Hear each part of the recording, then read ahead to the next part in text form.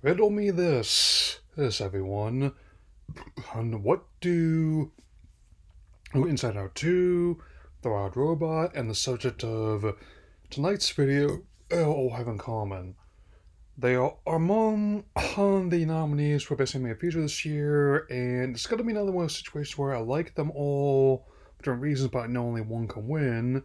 So, fresh off a few other accolades managed to accrue, including the Annies, the Golden Globes, and the coveted Con Awards.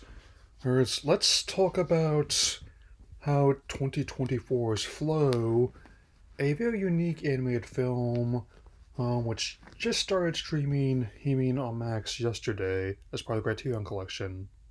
Let's take a look. The movie is a co-production between Latvia, France, and Belgium, from co-writer and director Gins Zilba Lotus, apologies pronunciation, and which was done entirely in Blender and has already recouped its modest budget, which is equivalent to about $3.6 million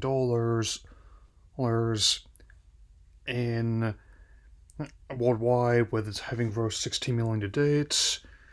The film follows up his previous feature, Away, and I can definitely say that it's unique perspective of this journey, and where four animals have to form unlikely bond in order to survive a newly inhospitable, flooded environment. They are a cat, a dog, a lemur, and a capybara, the last of whom is definitely most unique, being a rodent of unusual size. And I also especially like how the entire 86-minute film actually has no spoken dialogue at all apart from a very brief snippet of audio before the amount of vanity plates are done with. I mean, where uh, they don't try to give celebrity voices or even human qualities to the animals featured in this movie.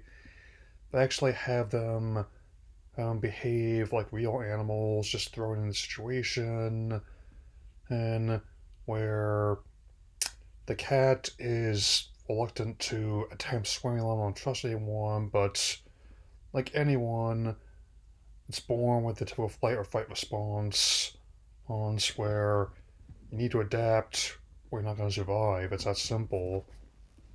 Indeed. As you can imagine, the film is indeed visually stunning. That was done with relatively minimal amount of crew and all done in Blender. Even so, it was made with a fraction of the money and resources as other companies have, and yet it looks as good, if not better, than a lot of stuff that comes out of the West in the same year. And it's definitely I think the concept of these animals having to just survive in this environment, and despite their vast differences is in behavior and indeed species, is it definitely what pulled me in. And also little details like how originally, before they were much larger kinds of birds, or it's the original idea for a cat to get swept up was to have him picked up by a seagull before I realized it might not be able to hold out that well. And I just always enjoy the concept of how other living creatures might behave in an environment where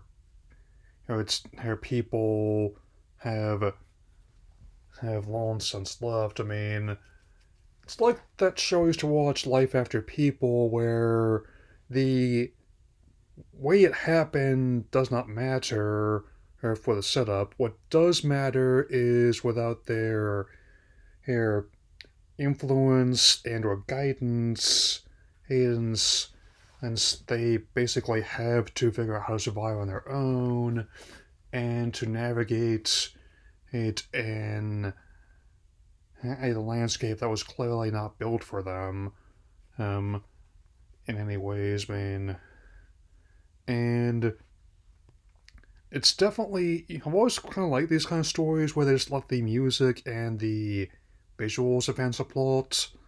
It's it can be one short film, one scene, or an entire movie.